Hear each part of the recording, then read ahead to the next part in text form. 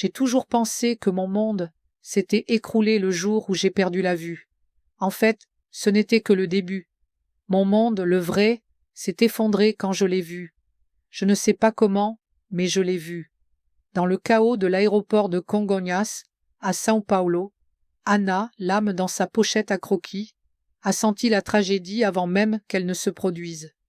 Une collision avec une valise distraite, et la pochette a glissé de ses mains, s'ouvrant comme un livre interdit. Des centaines de dessins se sont envolés, flottant comme des rêves oubliés, tombant sur le sol froid du terminal. La panique s'est emparée d'elle. Elle s'est agenouillée, essayant désespérément de récupérer les pages avant qu'elles ne soient piétinées. Le temps s'est arrêté. C'est là qu'une main délicate a rejoint la sienne. La voix était sereine, presque un murmure. Ses traits, ils capturent une émotion si pure. Anna a levé les yeux. Des yeux bruns, profonds, examinés l'un de ses croquis avec une révérence à laquelle elle ne s'attendait pas. La femme tenait la page avec la même délicatesse qu'Anna aurait eue. « Ils sont originaux », balbutia Anna, la voix rauque. « Ils ne peuvent pas être remplacés. »« Je sais, » répondit la femme avec un sourire doux. « L'art est l'âme de celui qui le crée. » Elle l'a aidée à se relever. « Je suis Sophia. » Anna. L'échange de noms a été rapide. Elles étaient dans le même vol. Le destin les a placées côte à côte, dans la même rangée, le siège 23A et 23B, 6 heures à côté d'une parfaite inconnue. Pensa Anna, ce qui serait son pire cauchemar. Mais Sophia était différente. Sophia était une libraire, et sa passion pour les histoires rivalisait avec celle d'Anna pour l'art. Les heures s'écoulaient en conversation sur les intrigues, les personnages et ce qui les inspirait. Anna, qui ne parlait jamais de son processus créatif, s'est retrouvée à partager ses secrets les plus profonds avec Sophia. Elle a parlé de l'héroïne de sa nouvelle série, un personnage qui cherchait la connexion dans des endroits inattendus. « Qu'est-ce qui t'a inspiré ?» a demandé Sophia, les yeux fixés sur un croquis d'Anna. « La vie », a répondu Anna en regardant par la fenêtre, mais en fait en regardant Sophia. La conversation a coulé. Sophia a parlé des auteurs indépendants qu'elle soutenait dans sa librairie, de la difficulté de faire en sorte que les gens tombent amoureux d'histoire dans un monde numérique. La facilité avec laquelle elles se sont connectées était effrayante. Anna s'est surprise, dans un moment de distraction, à esquisser le profil de Sophia pendant qu'elle dormait un bref instant. La courbe des lèvres, la façon dont ses cheveux tombaient sur son visage. Quand Sophia s'est réveillée et l'a surprise, elle n'a pas protesté. « Tu m'as rendue belle », a murmuré Sophia en étudiant le dessin. « J'ai juste dessiné ce que j'ai vu », a répondu Anna, surprise par sa propre audace. À l'atterrissage à São Paulo, la réalité les a frappés. Le portable d'Anna a vibré avec des messages, encore un appartement qui n'avait pas fonctionné. Elle a soupiré, le désespoir s'emparant d'elle. La ville semblait immense, impitoyable. « Problème de logement ?» a demandé Sophia, sa voix douce mais directe. Anna a acquiescé, les yeux embués de frustration. « Rien ne marche ici. Peut-être que je devrais rentrer chez moi. » Sophia a hésité une seconde. « Tu sais, j'ai une chambre en plus. Ce n'est pas luxueux, mais si tu es intéressée. » Anna l'a regardée fixement. « Tu es sérieuse ?» L'idée était absurde, impulsive, dangereuse. « Pourquoi pas ?» Sophia a souri et la peur d'Anna s'est dissipée. La vie est trop courte pour laisser de bonnes connexions s'échapper. En attendant les bagages, le sentiment que cette rencontre allait tout changer était palpable. Anna savait qu'elle était sur le point d'entamer un nouveau chapitre, mais ce qu'elle ne savait pas, c'est à quel point l'histoire qui allait se dérouler à partir de ce moment serait profonde. La ville de São Paulo, qui avant semblait froide et distante, semblait maintenant pleine de promesses, et au centre de toutes ces promesses, il y avait Sophia. L'incertitude la consumait, mais la promesse de quelque chose de nouveau, de quelque chose de réel, la poussait en avant. Sa vie, pendant longtemps un croquis sans couleur, était sur le point de prendre vie. Une semaine plus tard, Anna n'arrivait toujours pas à croire à sa chance. Le séjour temporaire s'était transformé en une routine qui semblait naturelle. Ses fournitures d'art avaient conquis la moitié du salon, mais Sophia ne se plaignait jamais. Au lieu de cela, elle lui apportait du café pendant les nuits de dessin, curieuse de son processus créatif. Le loyer est ridiculement bas, a commenté Anna un soir en esquissant sur le comptoir de la cuisine. L'odeur d'ail et d'herbe des pâtes d'homme de Sophia remplissait l'appartement.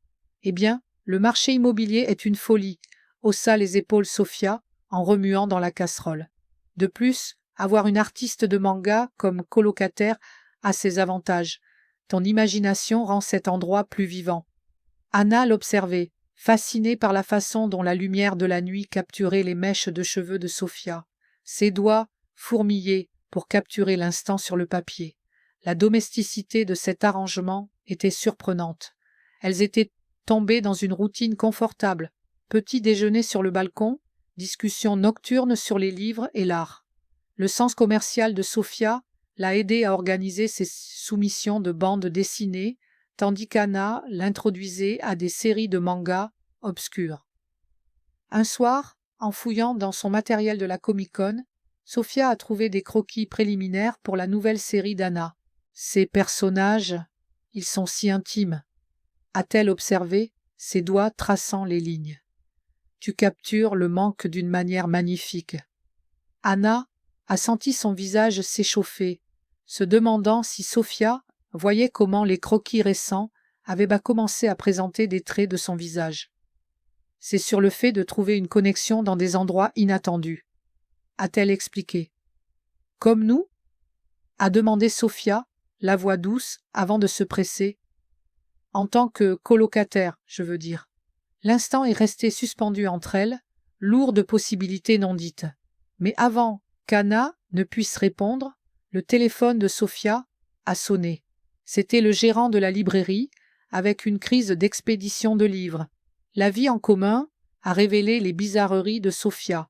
Sa façon de lire dans des positions étranges, son habitude de fredonner en organisant les livres, sa tendance à faire des pâtisseries en cas de stress. Chaque détail trouvait son chemin vers le carnet d'Anna, se transformant en histoire qu'elle n'était pas prête à raconter. « Ton art est différent ces derniers temps », a commenté l'éditrice d'Anna lors d'un appel vidéo. « Plus de profondeur émotionnelle. Quoi que ce soit qui t'inspire, garde-le près de toi. » Si seulement elle avait su à quel point l'inspiration vivait près d'elle, juste là dans le couloir. Tout a changé un samedi après-midi. Sophia avait invité sa famille pour le déjeuner. Ses parents, conservateurs, voyaient le succès de Sophia dans la librairie comme un hobby, pas une carrière. La tension était palpable. Anna a senti la pression sur Sophia pour qu'elle trouve un bon mari et qu'elle arrête de jouer à la libraire.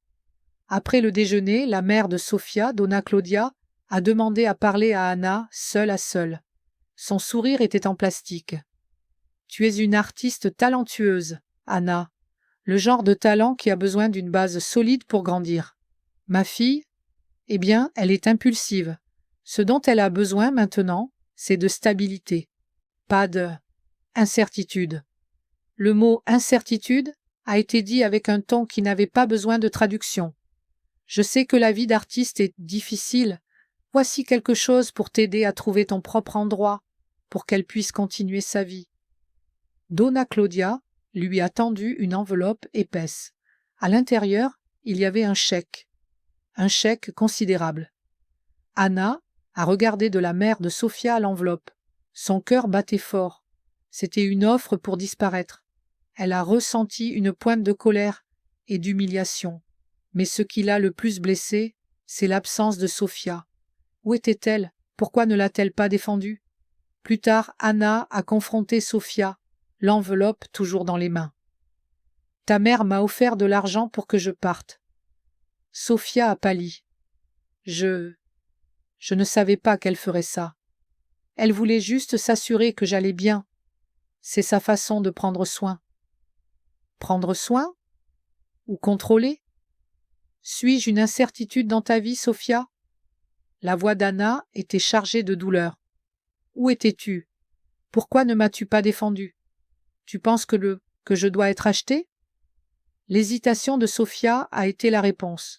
Elle semblait divisée, coincée entre la loyauté envers sa famille et ce qu'elle ressentait pour Anna. Ce n'est pas comme ça que je vois les choses.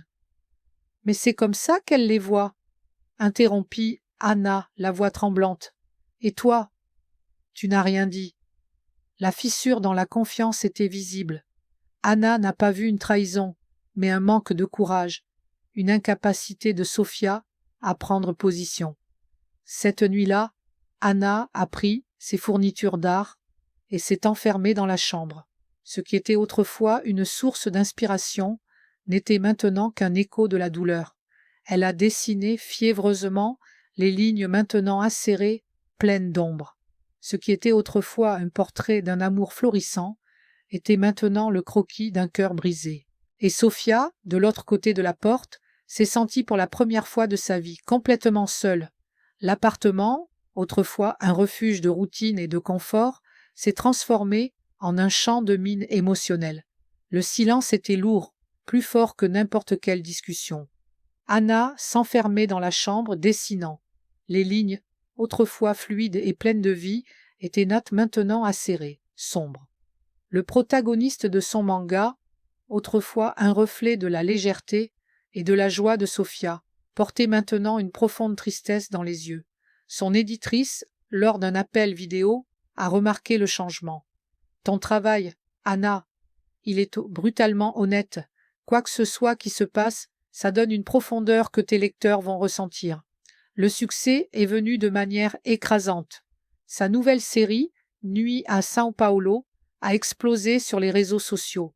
Les lecteurs se connectaient à la douleur, à l'authenticité de ce sentiment de perte. La douleur d'Anna est devenue un succès commercial, un paradoxe cruel. Pendant cette période, une nouvelle personne est entrée dans la vie de Sophia. Clara, une éditrice de grande chaîne de librairie, s'est intéressée au magasin de Sophia. Clara était sophistiquée, avec un sourire qui semblait trop parfait. « Elle n'est que business », disait Sophia, mais le regard d'Anna, à travers la fenêtre de sa chambre, voyait plus que du business. Il voyait le contact prolongé des mains, la manière dont Clara complimentait le travail de Sophia. Les pages qu'Anna produisait cette semaine-là étaient torturées. La douleur du rejet et la peur d'être remplacée se sont répandues dans chaque trait. Dans une scène de son manga, l'artiste regardait, le cœur brisé, la libraire sourire à quelqu'un d'autre, et le sourire de Clara, dans la vraie vie, était le poison qui rongeait Anna. Tout est ressorti au grand jour un soir. Anna a entendu la porte s'ouvrir et a vu Sophia avec Clara. Le rire de Sophia a résonné dans le couloir et quelque chose s'est brisé à l'intérieur d'Anna. Elle est sortie de la chambre, les yeux fixés sur les deux.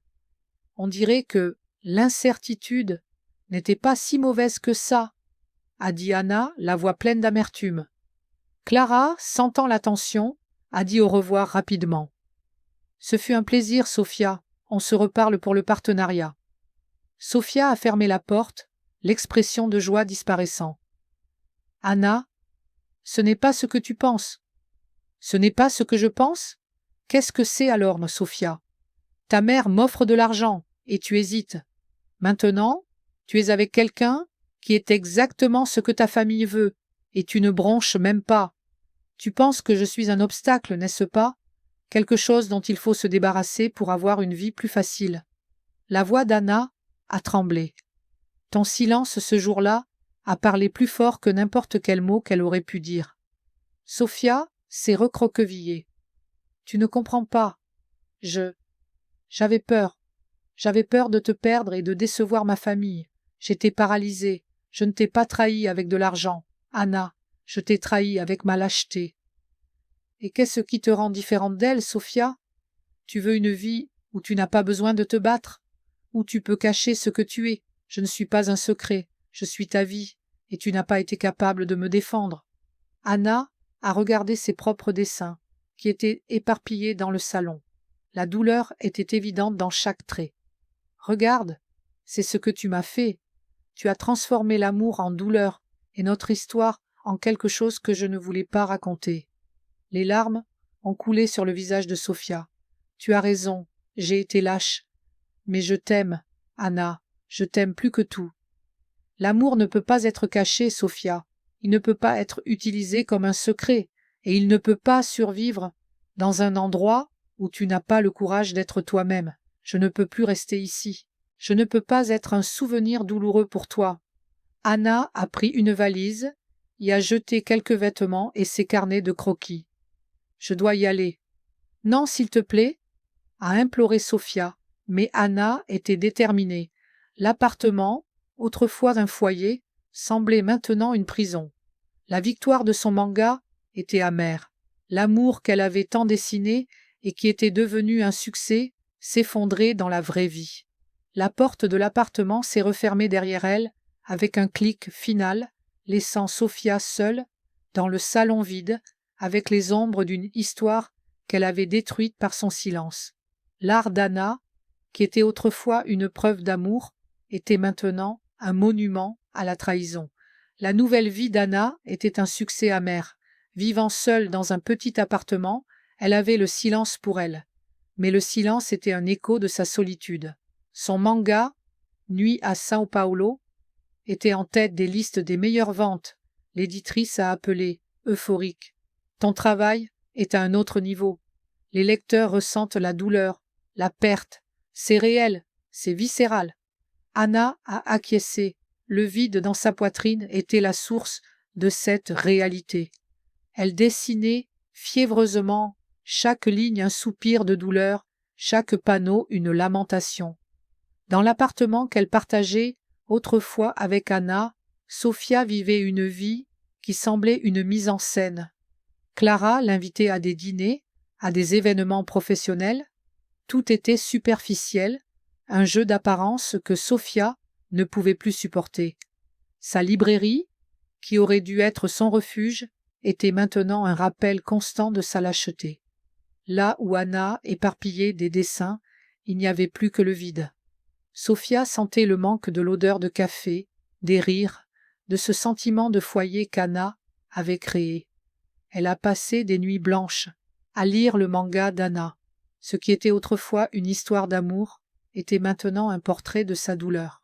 La scène où l'artiste est trahi par le silence de la libraire l'a frappé comme un coup de poing dans l'estomac. Sophia ne pouvait plus fuir sa culpabilité. La vie publique n'a pas aidé. Des photos d'Anna et Sophia, prises en secret, se sont répandues sur les réseaux sociaux. Les commentaires étaient un mélange de fascination et de haine. La romance derrière Nuit à São Paulo, disaient certains. Une affront à la famille, disaient d'autres. La mère de Sophia a appelé, la voix pleine de désapprobation. Tu salis le nom de la famille. Cette exposition, ce n'est pas comme ça qu'on vit. Je savais que ça n'allait pas marcher. Ce n'est pas ta manière de vivre, maman, a répondu Sophia, la voix tremblante mais ferme. C'est la mienne? La pression était immense. Certains clients ont cessé de fréquenter la librairie. Le gérant a démissionné, alléguant que la relation de Sophia n'était pas appropriée pour le business. À ce moment-là, Sophia a réalisé que sa lâcheté lui avait coûté plus que le simple amour d'Anna. Elle lui avait coûté sa propre dignité, et c'est quand elle s'est brisée qu'elle a décidé de se battre. Sophia ne pouvait plus vivre dans l'ombre de sa mère et de sa peur. Elle a convoqué sa famille pour une réunion. Je ne vais pas m'excuser. J'aime Anna, et j'ai eu tort. Et ma vie, ma librairie, c'est là où je veux être. Si vous ne pouvez pas l'accepter, je suis désolée, mais c'est ma vie.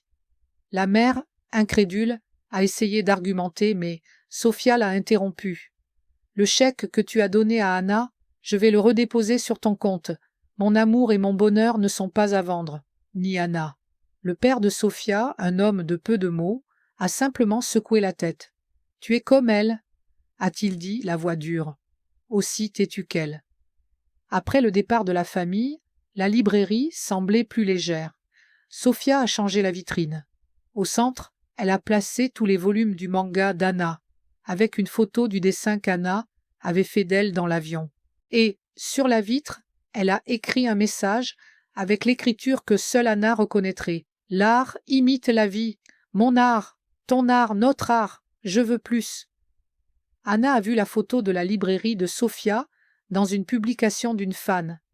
Elle s'est arrêtée au milieu de la rue, le cœur battant la chamade. La photo du dessin qu'elle avait fait et les mots sur la vitre. Le message était clair. Le monde pouvait lire le message de Sofia. Elle ne se cachait plus. Les larmes d'Anna n'étaient pas de tristesse. Elles étaient de soulagement. Mais le chemin vers le pardon était encore long. Sofia avait montré son courage. Maintenant, c'était au tour d'Anna de décider quoi faire de la douleur. Leur histoire avait été réécrite. La question était, aurait-elle le courage de vivre le prochain chapitre?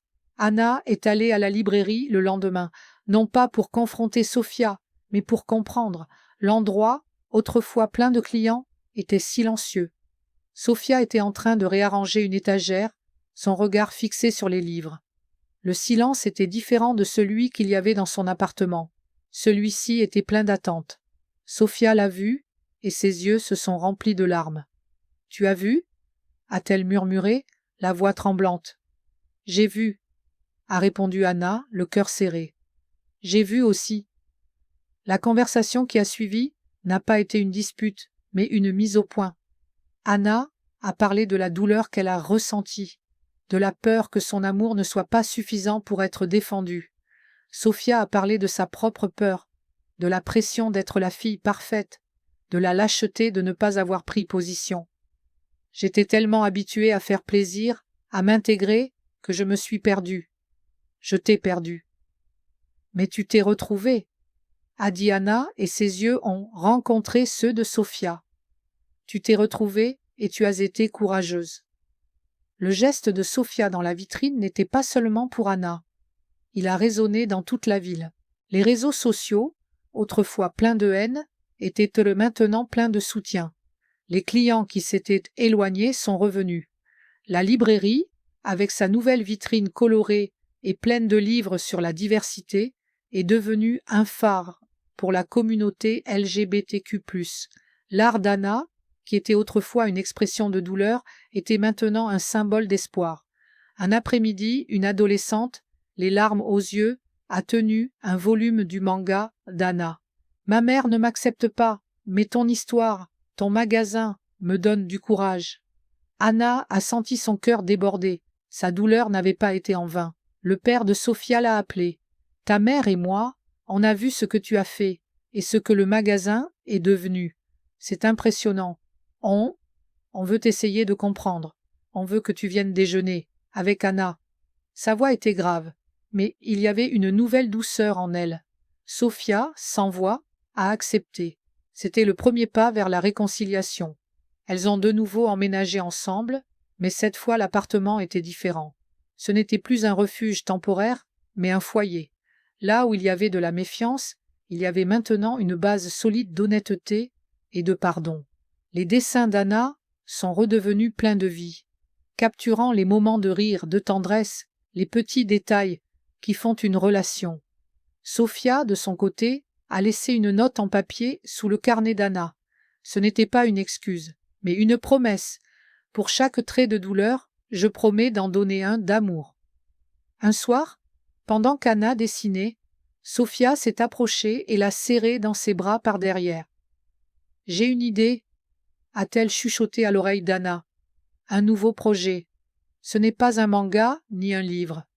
C'est une librairie café, où ton art pourra être exposé et où les gens pourront lire nos histoires, dans une vraie bibliothèque. » Anna a lâché son crayon, le cœur battant la chamade. « Notre histoire. »« Notre !» a répondu Sofia en tournant Anna vers elle. « Pour le reste de notre vie. »« Tu veux construire un avenir avec moi ?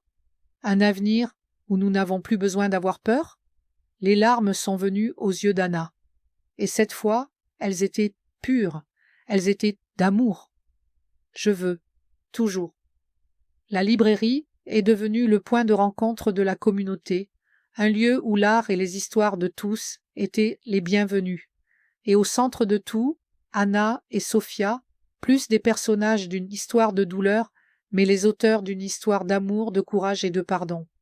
L'art a imité la vie, et la vie, à son tour, est devenue la plus belle œuvre d'art qu'elles auraient pu créer.